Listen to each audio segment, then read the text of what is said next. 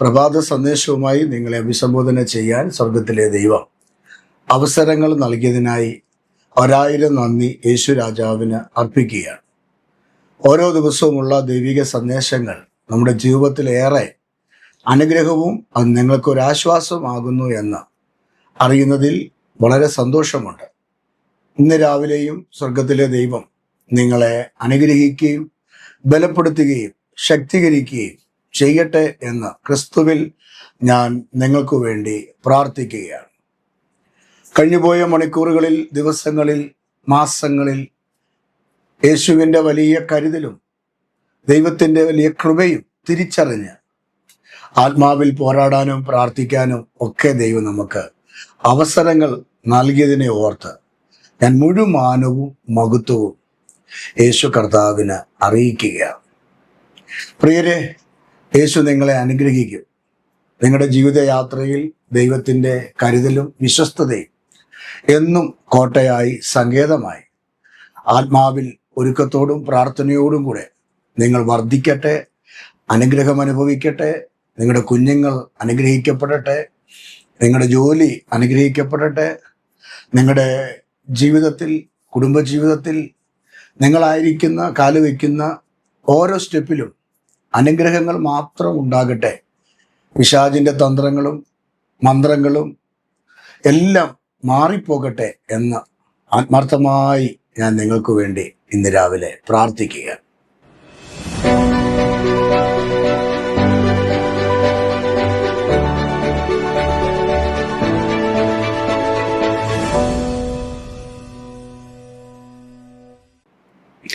ഇന്ന് വേദപുസ്തകത്തിൽ നിന്ന് ചിന്തിക്കാനായിട്ട് കർത്താവ് എൻ്റെ പക്കൽ നൽകപ്പെട്ടിരിക്കുന്ന വേദവാക്യം മത്തായിയുടെ സുവിശേഷം 6-ാം അധ്യായം അതിൻ്റെ അവസാന വാക്യമായ 34-ാമത്തെ വാക്യമാണ്. വാക്യം ഞാൻ വായിച്ചു കേൾപ്പിക്കാം. ഇങ്ങനെയാണ്: അതുകൊണ്ട് നാളേക്കായി വിചാരപ്പെടരുത്. അനുഗ്രഹിക്കപ്പെട്ട നല്ല വാക്യത്തിനായി ഞാൻ ദൈവസന്നിധിയിൽ സ്തോത്രം ചെയ്യുകയാണ്. നമ്മുടെ വാഴ്ത്തപ്പെട്ട കർത്താവായ യേശു ക്രിസ്തുവിൻ്റെ വാക്കാണ്. ശക്തമേറിയ ഒരു ഉപദേശമാണ് നാം ഇന്ന് പകൽ വായിക്കുന്നത്. ഇവിടെ യേശു കർത്താവ് തൻ്റെ ഗിരിപ്രഭാഷണ സമയത്ത് കർത്താവ് ധാരാളം ഗിരിപ്രഭാഷണങ്ങൾ നടത്തിയത് നമുക്ക് വേദപുസ്തകത്തിൽ കാണാൻ കഴിയും. മലമുകളിൽ കയറി പ്രഭാഷണങ്ങൾ നടത്തിയ ഭാഗങ്ങൾ. അങ്ങനെ യേശു കർത്താവിൻ്റെ ഗിരിപ്രഭാഷണ സമയങ്ങളിൽ എങ്ങനെ പ്രാർത്ഥിക്കണം, എങ്ങനെ ഉപവസിക്കണം ഇത്യാദി കാര്യങ്ങളെക്കുറിച്ചൊക്കെ യേശു കർത്താവ് പറഞ്ഞതിന് അവസാനമായിട്ട് വിചാരപ്പെടുന്ന, ആകുലപ്പെടുന്ന, വിഷമിക്കുന്ന, നാളെ ഓർത്ത് നിരാശപ്പെടുന്ന ആളുകളെ കണ്ടിട്ട് യേശു കർത്താവ് പറഞ്ഞ ഒരു ഭാഗമാണ്: നാളേക്കായി നിങ്ങൾ വിചാരപ്പെടരുത്, അഥവാ ആകുലപ്പെടരുത്. യേശു കർത്താവ് പറയുകയാണ്, നിങ്ങൾ ഒന്നിനാലും നിരാശപ്പെടരുത്. ഇന്ന് രാവിലെയും പരിശുദ്ധ ആത്മാവ് ഈ സന്ദേശം കേൾക്കുന്ന പ്രിയപ്പെട്ടവരോട് പരിശുദ്ധ ആത്മാവിൻ്റെ നിറവോടുകൂടെ പറയുകയാണ്: നിങ്ങൾ നിരാശപ്പെടാതെ ദൈവത്തിൻ്റെ മുഖത്തേക്ക് തന്നെ നിങ്ങൾ നോക്കുക. വിളിച്ചത് ദൈവമല്ലേ? തിരഞ്ഞെടുത്തത് ദൈവമല്ലേ? ഈ ഭൂമിയിൽ അമ്മയുടെ ഉദരത്തിൽ ഉരുവാക്കപ്പെട്ടത് ദൈവമല്ലേ? ഈ ഭൂമിയിൽ കാണുന്ന ചരാചരങ്ങളെയും ഒക്കെ സൃഷ്ടിച്ചത് ദൈവമല്ലേ? അങ്ങനെയെങ്കിൽ ഈ ഭൂമിയിലെ പറവകൾക്കും വൃക്ഷാദികൾക്കും സസ്യങ്ങൾക്കും അല്ലെങ്കിൽ മറ്റു പലതിനും ദൈവം അതതിൻ്റെ ആവശ്യങ്ങൾ നിറവേറ്റപ്പെടുന്നുണ്ടെങ്കിൽ 6-ാം ദിവസം സൃഷ്ടിക്കപ്പെട്ട നമ്മെ ദൈവം ഒരിക്കലും കൈവിടത്തില്ല.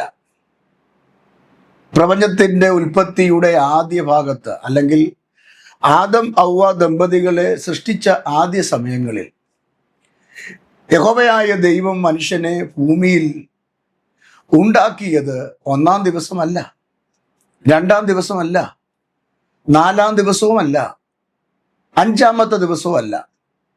ദൈവം മനുഷ്യനെ സൃഷ്ടിച്ചത് അല്ലെങ്കിൽ ഉണ്ടാക്കിയത്, നിലത്തെ പൊടി കൊണ്ട് മനുഷ്യനെ ഉണ്ടാക്കിയത് 6-ാമത്തെ ദിവസം. സൃഷ്ടിപ്പിൻ്റെ 5 ദിവസങ്ങൾ കഴിഞ്ഞതിന് ശേഷമാണ് 6-ാം ദിവസം മനുഷ്യനെ സൃഷ്ടിച്ചത്. അപ്പൊ 5 ദിവസം ദൈവം എന്ത് ചെയ്യായിരുന്നു?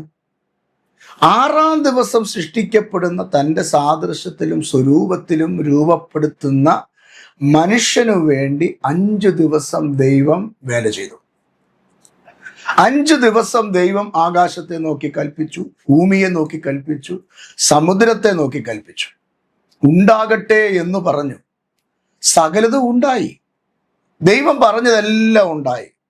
അവസാനം ഉൽപ്പത്തി പുസ്തകത്തിൽ വായിക്കുന്ന ഇങ്ങനെയാണ്: എല്ലാം ദൈവം നല്ലത് നല്ലത് നല്ലത് എന്ന് കണ്ടു. എന്നാൽ 6-ാം ദിവസം മനുഷ്യനെ സൃഷ്ടിച്ചിട്ട് ദൈവം നല്ലത് എന്നല്ല പറഞ്ഞത്, മനുഷ്യനേകനായിരിക്കുന്ന നന്നല്ല എന്നാണ്.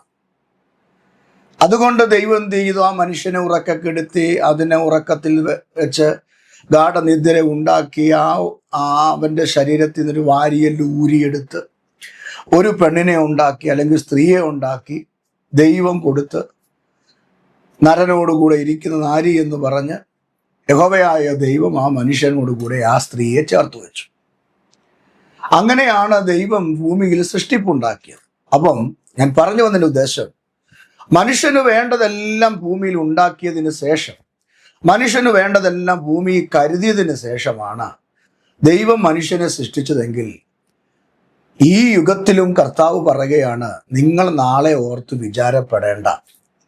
നിങ്ങൾ ജനിക്കുന്നതിന് മുമ്പ്, നിങ്ങളുടെ മക്കൾ ജനിക്കുന്നതിന് മുമ്പ്, നിങ്ങളുടെ ഭർത്താവ് ജനിക്കുന്നതിന് മുമ്പ്, നിങ്ങളുടെ ഭാര്യ ജനിക്കുന്നതിന് മുമ്പ് നിങ്ങൾക്ക് വേണ്ടത്, അല്ലെങ്കിൽ ഈ സംസാരിക്കുന്ന എനിക്ക് വേണ്ടത് കരുതി വെച്ചിട്ടാണ് ദൈവം ഈ ഭൂമിയിലേക്ക് അയച്ചതെങ്കിൽ, ഇന്ന് രാവിലെ ഞാൻ വിശ്വാസത്തിൻ്റെ വാക്ക് ഞാൻ എൻ്റെ പ്രിയപ്പെട്ടോട് പറയാം. യേശു കർത്താവ് പറഞ്ഞ അതേ വാക്കിൽ നിന്നുകൊണ്ട് ഈ സന്ദേശം കേൾക്കുന്നവരോട് പറയുകയാ, നാളെ ഓർത്ത് നിങ്ങൾ വ്യാകുലപ്പെടരുത്. എൻ്റെ കുഞ്ഞിനെ എങ്ങനെ പഠിപ്പിക്കും? വ്യാകുലപ്പെടരുത്. എങ്ങനെ ഫീസ് അടയ്ക്കും? വ്യാകുലപ്പെടരുത്. എങ്ങനെ ആ കാര്യത്തിൽ കരപിടിക്കും? വ്യാകുലപ്പെടരുത്.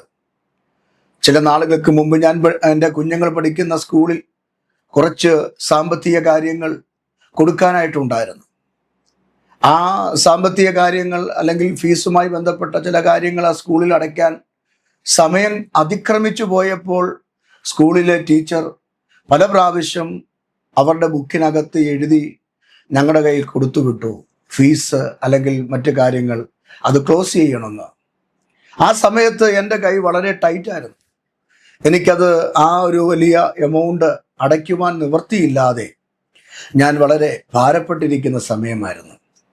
ആ സമയത്ത് ഞാൻ എൻ്റെ കർത്താവിൻ്റെ സന്നിധി പ്രാർത്ഥിച്ചു, കർത്താവെ, കുഞ്ഞുങ്ങൾ പഠിക്കുന്ന സ്കൂളിലെ ആ ഫീസിൻ്റെ കാര്യങ്ങളാണ്, അത് അടച്ചു തീർക്കേണ്ടത് ആവശ്യമാണ്. മറ്റുള്ള കുട്ടികളൊക്കെ ആ കാര്യങ്ങളൊക്കെ ചെയ്തു പോകുമ്പോൾ അങ്ങയുടെ ദാസനായ എൻ്റെ കുഞ്ഞുങ്ങളുടെ ആ കാര്യങ്ങൾ നിവർത്തിക്കാൻ എൻ്റെ കയ്യിൽ ഇപ്പോൾ അതിന് വേണ്ട സാമ്പത്തികം ഇല്ലല്ലോ എന്ന് പറഞ്ഞ് ഞാനും എൻ്റെ ഭാര്യയും കൂടെ ഈ സ്റ്റുഡിയോ റൂമിൽ ഇരുന്നു കൊണ്ട് രാത്രിയിലും പകലും പ്രാർത്ഥിക്കാൻ തുടങ്ങി. എന്നാൽ മുമ്പിൽ ഒരു വഴിയുമില്ല. എങ്ങനെ അത് അടയ്ക്കണം, എങ്ങനെ അത് കൊടുത്തു തീർക്കണം എന്നറിയത്തില്ല. 2-ാമത്തെ പ്രാവശ്യവും അവര് ആ ഡയറിക്കകത്ത് എഴുതി അയച്ചു, നിങ്ങൾ പെൻഡിങ് ആണ്, അത് എത്രയും പെട്ടെന്ന് ക്ലോസ് ചെയ്യണം എന്നുള്ളത്. വീണ്ടും ദൈവസന്നിധി പറഞ്ഞു, കർത്താവെ, ഇത് കാര്യത്തിലൊരു ക്രമീകരണം ദൈവം ചെയ്യണം. അതുകൊണ്ട് എൻ്റെ കർത്താവ് ഈ വിഷയത്തിൽ ഇടപെടണം. അങ്ങയുടെ ദാസനാണ് ഞങ്ങൾ കർത്താവിൻ്റെ വേല ചെയ്യുന്നവരാ. ഈ സാഹചര്യത്തിൽ, ഇപ്പോഴത്തെ ഈ അവസ്ഥയിൽ ഞങ്ങൾക്കത് ക്രമീകരിക്കാൻ കഴിയില്ല എന്ന് പറഞ്ഞ് ദൈവസന്നിധി മുട്ടിപ്പായി ചില മാസങ്ങൾക്ക് മുമ്പ് കരയാൻ തുടങ്ങി. ഞാൻ ദൈവമക്കളോട് പറയട്ടെ, നാളേക്കായി കരുതുന്ന ദൈവത്തിൻ്റെ പദ്ധതിയെക്കുറിച്ചാണ് ഞാൻ പറയുന്നത്.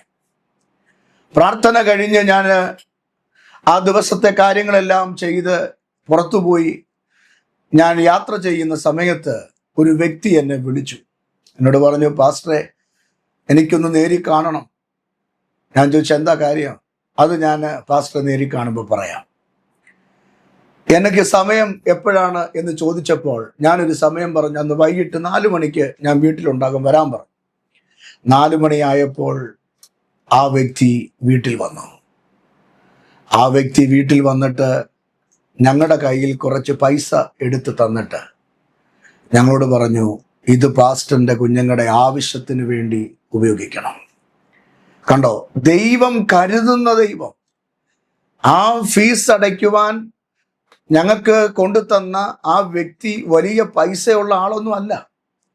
ഒത്തിരി പ്രയാസങ്ങളിൽ കൂടെ, കടങ്ങളിൽ കൂടെ ഒക്കെ കടന്നു പോകുന്ന ഒരു വ്യക്തിയാണ്.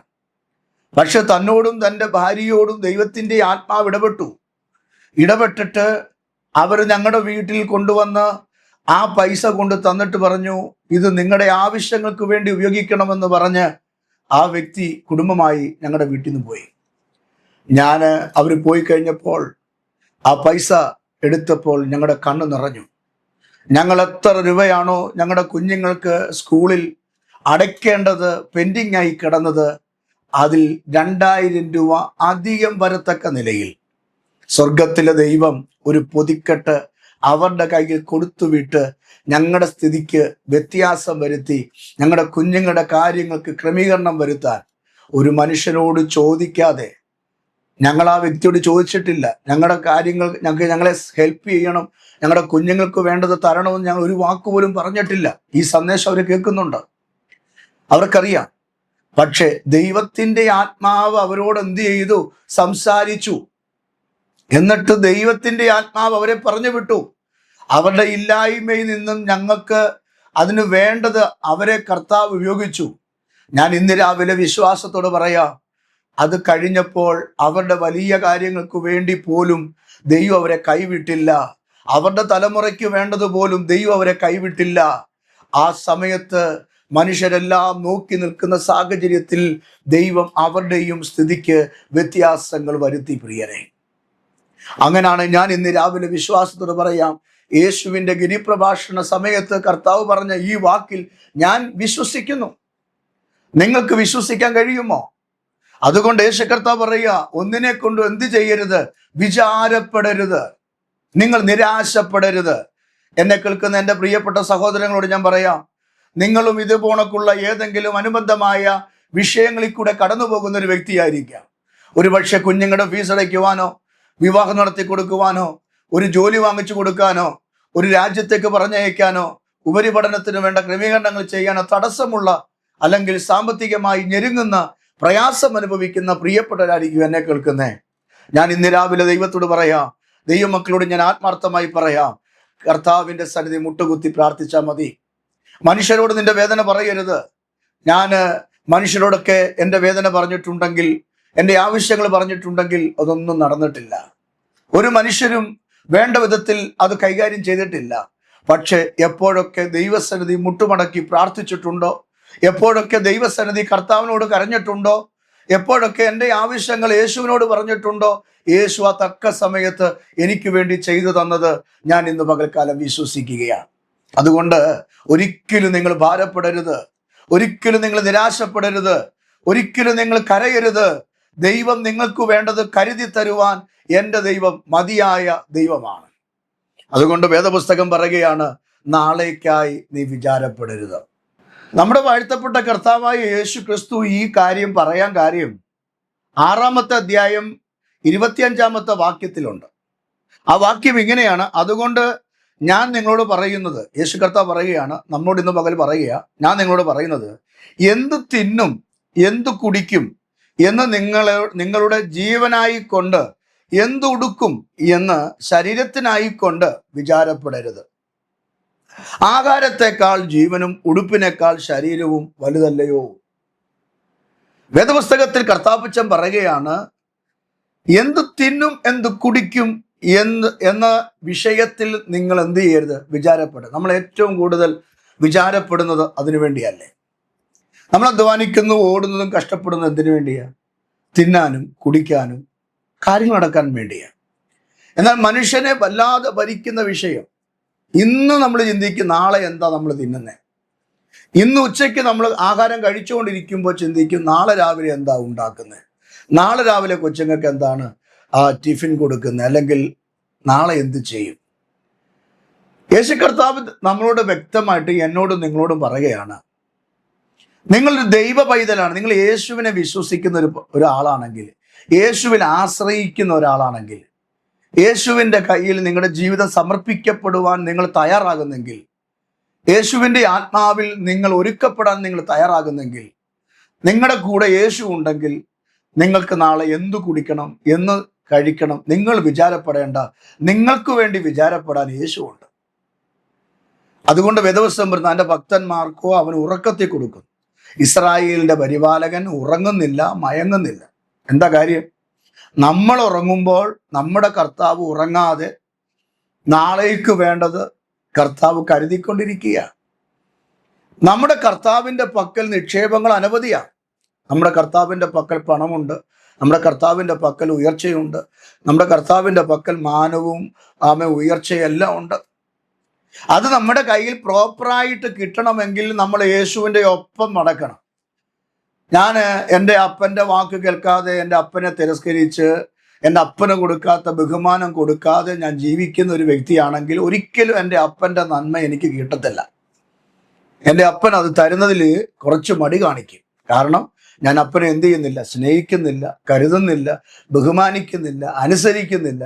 ഈ നിലയിൽ പോയാൽ എൻ്റെ അപ്പന് തരാനുള്ളത് എനിക്ക് തരത്തില്ല എന്നതുപോലെ തന്നെയാണ് നമ്മുടെ വാഴ്ത്തപ്പെട്ട കർത്താവായ യേശു ക്രിസ്തുവിനെ നാം അംഗീകരിക്കാതെ, വിശ്വസിക്കാതെ, അനുസരിക്കാതെ, ബഹുമാനിക്കാതെ നാം നമ്മുടെ വഴിയിൽ നടന്ന് നമ്മുടെ ഇച്ഛകൾക്ക് ഒത്തവണ്ണം നമ്മൾ ചലനം ചെയ്ത് നമ്മൾ ആഗ്രഹിക്കുന്ന നിലയിൽ നമ്മൾ കാര്യങ്ങൾ കെട്ടിപ്പൊക്കാൻ നോക്കുമ്പോൾ, പ്രിയപ്പെട്ടവരെ, ഒരിക്കലും യേശു കർത്താവിന് നമ്മുടെ വിഷയത്തിൽ പരിഹരിക്കാൻ കഴിയാതെ വരും. എന്നാൽ നമ്മുടെ വിഷയത്തിൽ പരിഹാരം യേശു വരുത്തണമെന്നുണ്ടെങ്കിൽ യേശുവിനായി നാം ജീവിക്കണം, യേശുവിനായി നമ്മുടെ ജീവിതം സമർപ്പിക്കണം. അങ്ങനെ യേശുവിൽ വിശ്വസിക്കുന്ന, യേശുവിൽ സമർപ്പിക്കപ്പെടുന്ന ഒരു കൂട്ടം ജനത്തോട് കർത്താവ് പറയുകയാണ്, നിങ്ങൾ നാളെ എന്ത് കുടിക്കും, എന്ത് തിന്നും എന്നതിനെക്കുറിച്ച് ഒരിക്കലും വിചാരപ്പെടരുത്. ഇവിടെ വായിക്കുകയാണ്, നിങ്ങളുടെ ജീവനായിക്കൊണ്ട് എന്തു ഉടുക്കും എന്ന് ശരീരത്തിനായിക്കൊണ്ട് വിചാരിക്കരുത്. നമുക്ക് വിചാരം പലതാ.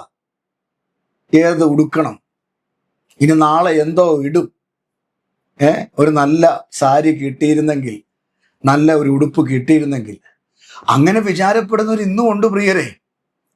ഇന്ന് ഒത്തിരി അഭിവൃദ്ധിയുടെ കാലഘട്ടമാണെങ്കിലും, ഒത്തിരി സമ്പന്നതയുടെ ജീവിതമാണ് എല്ലാവരും നയിക്കുന്നതെങ്കിലും, നാളത്തെ ഓർത്ത് വിചാരപ്പെടുന്ന, കരയുന്ന, കലങ്ങുന്ന ആളുകൾ ഇന്നും ഉണ്ടെന്ന്. ഇന്നും ഉണ്ട് നല്ല വസ്ത്രം ധരിക്കാൻ ആഗ്രഹം ഉണ്ടായിട്ട് നടക്കാതെ പോകുന്നവര്. എന്നാൽ ഓപ്പോസിറ്റ് ഇഷ്ടംപോലെ വസ്ത്രമുള്ളവരുണ്ട്. എന്ത് ഉടുക്കണമെന്ന് ചിന്തിക്കുന്നവരുണ്ട്, എന്ത് തിന്നണമെന്ന് ചിന്തിക്കുന്നവരുണ്ട്. അത് നമ്മുടെ ടെൻഷനാ, അത് നമ്മുടെ ഒരു വല്ലാത്ത ഒരു ചിന്താഗതിയാണ്. എന്നാൽ ഈ കാലഘട്ടത്തിലും നല്ല വസ്ത്രം ധരിക്കാൻ ഇല്ലാത്ത ആളുകളുണ്ട്. ഒരു നല്ല ആഹാരം വാങ്ങിച്ച് തൻ്റെ കുഞ്ഞുങ്ങൾക്ക് കൊടുക്കാൻ നിവൃത്തിയില്ലാത്തവരുണ്ട്, ജോലിയില്ലാത്തവരുണ്ട്. എന്നോട് പറഞ്ഞിട്ടുണ്ട് ഒരു സ്നേഹിതൻ, ഞങ്ങളൊരു വീട്ടിൽ പ്രാർത്ഥിക്കാൻ വേണ്ടി ചെന്നപ്പോൾ, സുവിശേഷം പറയാൻ വേണ്ടി ചെന്നതാ. ആദ്യം സുവിശേഷം പറയാൻ ചെന്നപ്പോൾ ഒത്തിരി മടികളൊക്കെ കാണിച്ചു. എങ്കിലും ഞങ്ങൾ പ്രാർത്ഥിച്ച് ആ വീട്ടിൽ ഇരുന്ന് സുവിശേഷം പറഞ്ഞു. സുവിശേഷം കേട്ടപ്പോൾ തൻ്റെ മനസ്സ് അയാൻ തുടങ്ങി. ഞാൻ നോക്കിയപ്പോൾ കുറെ കഴിഞ്ഞപ്പോൾ തൻ്റെ ജീവിത മേഖലകളെക്കുറിച്ച് പരിശുദ്ധാത്മാവ് തൊടുന്നതായിട്ട് എനിക്ക് മനസ്സിലായി. ആ വ്യക്തി ആ വീട്ടിലിരുന്നു കൊണ്ട് കണ്ണുനീരൊഴുക്കി കരയുന്നത് കാണാനിടയായി.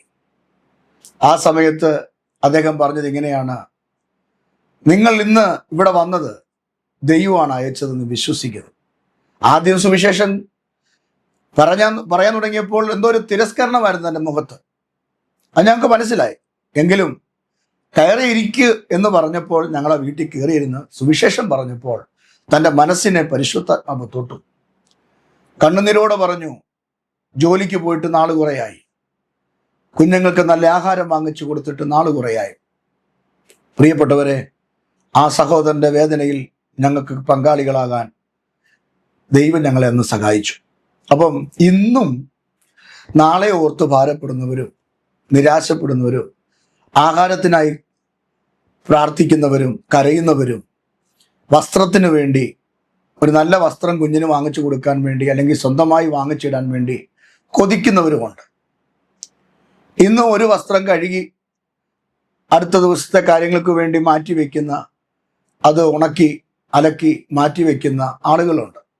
കാരണം എവിടെയെങ്കിലും വിശേഷപ്പെട്ട ദിവസങ്ങളിൽ പുറത്തു പോകാൻ നേരത്ത് ഈ ഒരു ഡ്രസ്സ് മാത്രമേ ഉള്ളൂ, അല്ലെങ്കിൽ ഈ ഒരു സാരി മാത്രമേ, അല്ലെങ്കിൽ ഈ ചുരിദാർ മാത്രമേ ഉള്ളൂ, അല്ലെങ്കിൽ ഈ ഷർട്ട് മാത്രമേ ഉള്ളൂ. അങ്ങനെയുള്ള ആളുകളുണ്ട്, ദൈവദാസന്മാർ പോലും ഉണ്ട്, എൻ്റെ അറിവിലുണ്ട്. ഒരു കാലത്ത് ഞാനും ആ വഴി കൂടെ കടന്നു പോയിട്ടുണ്ട്. പക്ഷെ ഇന്ന് ഈ വിഷയത്തിൽ ദൈവം എന്നെ അത്ഭുതകരമായി ഇതുവരെ നടത്തി. കർത്താവ് എനിക്ക് വേണ്ട തന്നു. എൻ്റെ വസ്ത്രങ്ങൾ ദൈവം തന്നതാണ്. ഞാൻ അധികം വസ്ത്രങ്ങൾ കാശ് കൊടുത്ത് വാങ്ങാറില്ല. ആരെങ്കിലുമൊക്കെ ദൈവം എഴുന്നേൽപ്പിക്കും. മനോഹരമായ വസ്ത്രങ്ങൾ ദൈവം എനിക്ക് തരും. എന്നാൽ ലേറായ അനുഭവങ്ങളിൽ കാശ് കൊടുത്ത് വാങ്ങിച്ചിട്ടുമുണ്ട്. നല്ല വസ്ത്രങ്ങൾ മാത്രമല്ല, നല്ല ആഹാരങ്ങൾ ദൈവം തന്നിട്ടുണ്ട്. നല്ല ആഹാരത്തിന് ഒരു ടേസ്റ്റ് വായിൽ നിന്ന് പോകുന്നതിന് മുമ്പ്, അല്ലെങ്കിൽ നാക്കിൽ നിന്ന് ആ ടേസ്റ്റ് മാറുന്നതിന് മുമ്പ് അടുത്ത ആഹാരം തന്നിട്ടുണ്ട്. ഫ്രിഡ്ജ്, അതിൻ്റെ ഫീസർ എപ്പോഴും ഫില്ലായിരിക്കാൻ ദൈവം അവസരം തന്നിട്ടുണ്ട്. ഇതൊക്കെ ദൈവത്തെ വിളിച്ചതിൻ്റെ കാരണം മാത്രമാണ്. കാരണം ഒന്നുമില്ലാത്ത അവസ്ഥയിലായിരുന്നു. ഒന്നും എടുത്തു പറയാൻ ഒന്നുമില്ലാത്ത ഒരു വീട്ടിലാണ് ഞാൻ ജനിച്ചു വളർന്നത്. കാര്യമായ കാര്യങ്ങളൊന്നുമില്ല, പേരില്ല, പെരുമയില്ല, പണമില്ല, ദാരിദ്ര്യമൊക്കെയുള്ള ഒരു ഭവനത്തിലാണ് ഞാൻ ജനിച്ചു വളർന്നത്. ഒരു ദൈവദാസന്റെ മകനായിട്ടാണ് ഞാൻ വളർന്നത്. എൻ്റെ പിതാവ് ഒത്തിരി സാമ്പത്തികമുള്ള അല്ലെങ്കിൽ വലിയ സഭകളിലൊന്നും ഇരുന്നിട്ടില്ല. ഒത്തിരി കഷ്ടപ്പാടുകളും ഞെരുക്കങ്ങളും വേദനകളും പട്ടിണികളുമുള്ള സ്ഥലങ്ങളിലും മിഷൻ ഫീൽഡുകളിലും ചെറിയ ചെറിയ സഭകളിലൊക്കെയാണ് എൻ്റെ പിതാവ് ശുശ്രൂഷിച്ചിട്ടുള്ളത്. അതുകൊണ്ട് ആ വഴി കൂടെ ഒക്കെ കടന്നുപോയി എന്ന് പറയുന്നതിൽ എനിക്ക് യാതൊരു മടിയില്ല. എന്നാൽ ഇന്ന് നമ്മളിങ്ങനെ ആയതിൻ്റെ കാരണം നമ്മുടെ മിടുക്ക് കൊണ്ടോ, സർട്ടിഫിക്കറ്റിൻ്റെ ബലം കൊണ്ടോ, വിദ്യാഭ്യാസത്തിൻ്റെ ക്വാളിറ്റി കൊണ്ടോ ഒന്നുമല്ല പ്രിയരെ. ദൈവം യേശു ആരാണെന്ന് തിരിച്ചറിയുകയും യേശുവിനെ ഹൃദയത്തിൽ സ്വീകരിക്കുകയും ചെയ്ത ഒറ്റ കാരണം മാത്രമേ ഉള്ളൂ ഇന്നനുഭവിക്കുന്ന നന്മകൾ. സൈക്കിളിന് വേണ്ടി കരഞ്ഞിട്ടുണ്ട്, ആഹാരത്തിന് വേണ്ടി കരഞ്ഞിട്ടുണ്ട്, മിഷൻ ഫീൽഡുകളിലൊക്കെ കഴിയുമ്പോൾ, മുൻകാലങ്ങളിലൊക്കെ ഇരുന്ന സഭകളിലൊക്കെ കഴിയുമ്പോൾ ഒരു നല്ല ആഹാരത്തിന് വേണ്ടി ഞാനും കരഞ്ഞിട്ടുണ്ട്. ഞങ്ങളുടെ കുടുംബം കരഞ്ഞിട്ടുണ്ട്. എൻ്റെ മരിച്ചുപോയ കുഞ്ഞ് ആ സമയത്ത് നല്ലൊരു ആഹാരം കൊടുക്കാനായിട്ട് കൊതിച്ച് കരഞ്ഞ നാളുകളുണ്ട്. അതൊക്കെ വലിയ ചരിത്രങ്ങൾ, അതൊക്കെ പോട്ടെ. പക്ഷേ യേശുവിനെ അറിയേണ്ടതുപോലെ അറിഞ്ഞപ്പോൾ, യേശുവിനെ രുചിക്കേണ്ടതുപോലെ രുചിച്ചപ്പോൾ, യേശു എന്ന നാമം അതരത്തിൽ എടുക്കാൻ തുടങ്ങി എന്നാണോ അന്ന് ദൈവന്റെ സ്ഥിതിക്ക് വ്യത്യാസം വരുത്തി. ഒന്നിനും കുറവ് വരാതെ, അഭിവൃദ്ധി ഉണ്ടെന്നല്ല ഞാൻ പറഞ്ഞത്, വലിയ ബാലൻസ് ഉണ്ടെന്നല്ല പറഞ്ഞത്. ചിലപ്പോൾ 0 ബാലൻസ് ആയിരിക്കും. പക്ഷെ അന്നും നടത്തിയ ഒരു ദൈവമുണ്ട്. അനുഭവത്തോടു കൂടെ ഇന്ന് പകൽ പറയുക, അന്നും ശ്രേഷ്ഠകരമായി നടത്തിയ, ആഹാരം തന്ന, വസ്ത്രം തന്ന, പണം നൽകിയ, ഞാൻ മുമ്പേ എൻ്റെ സാക്ഷ്യം പറഞ്ഞതുപോലെ ആളിനെ വീട്ടിൽ അയച്ച് ഞങ്ങളുടെ ബുദ്ധിമുട്ടുകൾ മാറ്റിയ എത്ര എത്ര എത്ര കഥകൾ എനിക്ക് പറയാനുണ്ട്. പക്ഷെ അതൊക്കെ പറയാൻ പോയാൽ ഇന്ന് പകൽ സമയം തീരത്തില്ല. എന്നാൽ ഇവിടെ വായിക്കുകയാണ്, എന്തു തിന്നും എന്തു കുടിക്കും ഇവയെ കൊണ്ട് നീ വ്യാകുലപ്പെടരുത്. എന്നിട്ട് കർത്താവ് ഒരു എക്സാമ്പിൾ പറയുന്നു. 26-ാമത്തെ വാക്യം, മത്തായി 6-ന്റെ, ആകാശത്തിലെ പറവകളെ നോക്കുവീൻ, അവ വിതയ്ക്കുന്നില്ല, കൊയ്യുന്നില്ല, കളപ്പുരകളിൽ കൂട്ടി വെക്കുന്നതുമില്ല. നിങ്ങൾ കണ്ടിട്ടില്ലേ പറവകൾ? ആകാശത്തിലെ പറവകൾ പറന്ന് നമ്മുടെ മുറ്റത്തും പറമ്പത്തും ഒക്കെ നടക്കുന്നത്. ആ പറവകൾക്ക് എവിടെയെങ്കിലും പാണ്ഡികശാലയുണ്ടോ? എവിടെയെങ്കിലും കളപ്പുരകളുണ്ടോ? നമ്മൾ എവിടെയെങ്കിലും കണ്ടിട്ടുണ്ടോ? പ്രാവ് കുറേ ആഹാരങ്ങൾ കൊണ്ടുപോയി സ്റ്റോർ ചെയ്ത് വെച്ചിരിക്കുന്ന, അല്ലെങ്കിൽ കാക്ക കുറേ ആഹാരങ്ങൾ കൊണ്ട് സ്റ്റോർ ചെയ്ത് വെച്ച് കണ്ടിട്ടുണ്ടോ? ഇല്ല. പക്ഷെ അവരേതെങ്കിലും ദിവസം പട്ടിണി കിടക്കുന്നുണ്ടോ? ഇല്ല. അതുകൊണ്ട് യേശു പറയും, ആകാശത്തിലെ പറവുകളെ നോക്കുവീൻ, അവ എന്ത് ചെയ്യുന്നില്ല? വിതയ്ക്കുന്നില്ല. എവിടെയെങ്കിലും പറവയ്ക്ക് കൃഷിസ്ഥലമുണ്ടോ? അടുത്ത ക്ഷാമകാലത്തേക്ക് കൂട്ടിവെക്കാൻ കളപ്പുരകളുണ്ടോ? അതൊന്നുമില്ല. പക്ഷെ ഏത് പട്ടിണി നിറഞ്ഞ കാലഘട്ടത്തിലും, കൊടും വെയിലത്തും ക്ഷാമകാലത്തും പറവ പട്ടിണി കിടക്കുന്നില്ല. അതതിനു വേണ്ട ആഹാരം സ്വർഗത്തിലെ ദൈവം കൊടുക്കുന്നു. എന്നിട്ട് യേശു കർത്താവ് പറയുക, എങ്കിലും സ്വർഗസ്ഥനായ നിങ്ങളുടെ പിതാവായ ആ യഹോവ നിങ്ങളെ പുലർത്തും. നോക്കിക്കേ, എന്നിട്ട് പറഞ്ഞ അവസാനത്തെ ഒരു വേടുണ്ട്, അവയേക്കാൾ നിങ്ങൾ ഏറ്റവും വിശേഷത ഉള്ളവരല്ലയോ. കണ്ടോ? അവയേക്കാൾ. ആരേക്കാൾ? പറവകളെക്കാൾ. ആകാശത്തിലെ പറവകളെക്കാൾ, ഭൂമിയിലെ താമരയേക്കാൾ, അല്ലെങ്കിൽ സസ്യങ്ങളെക്കാൾ, പൂക്കളെക്കാൾ, ചെടികളെക്കാൾ, മൃഗങ്ങളെക്കാൾ നമ്മൾ ആരാണ്? വിശേഷതയുള്ളവരാണ്. എന്താ വിശേഷത?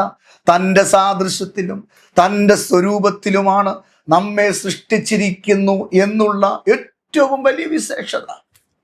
തീർന്നില്ല, അവൻ്റെ ആത്മാവിനെ നമ്മുടെ ഉള്ളിൽ പകർന്നിരിക്കുന്നു എന്നുള്ള വിശേഷത. യേശുവിൻ്റെ സാദൃശ്യത്തിലാണ് നമ്മൾ ജീവിക്കുന്നത്. യേശുവിൻ്റെ സ്വരൂപത്തിലാണ് നമ്മൾ ജീവിക്കുന്നത്. യേശുവിൻ്റെ ആത്മാവ് നമ്മുടെ ഉള്ളിൽ വസിക്കുന്നു. അതുകൊണ്ടാണ് പൗലോസ് പറഞ്ഞ്, എങ്കിലും ഈ അത്യന്ത ശക്തി ഞങ്ങളുടെ സ്വന്തമല്ല, ഇത് ദൈവത്തിൻ്റെ ദാനമാണ്, ഇത് ഞങ്ങളുടെ മൺകൂടാരത്തിൽ പകർന്നിരിക്കുകയാണെന്ന്.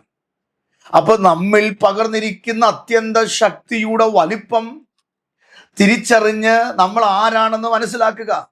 പറവേക്കാൾ, മൃഗങ്ങളെക്കാൾ, സസ്യങ്ങളെക്കാൾ, ഗാലക്സികളെക്കാൾ, നക്ഷത്രങ്ങളെക്കാൾ, സൂര്യനും ചന്ദ്രനേക്കാൾ, കടലിലെ തിമിംഗലങ്ങളെക്കാൾ വിശേഷതയുള്ളവരാണ് ഞാനും നീയും.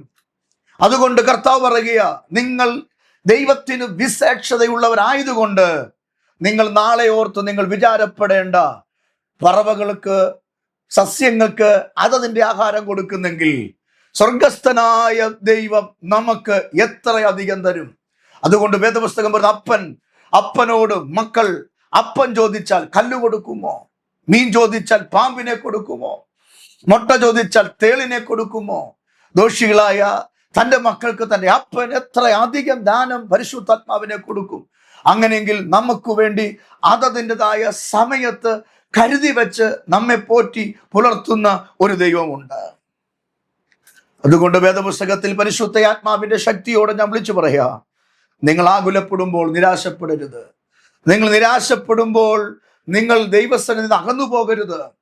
നിങ്ങൾ വ്യാകുലത വരുമ്പോൾ നിങ്ങൾ ദൈവത്തോട് പിറുപിറുക്കരുത്.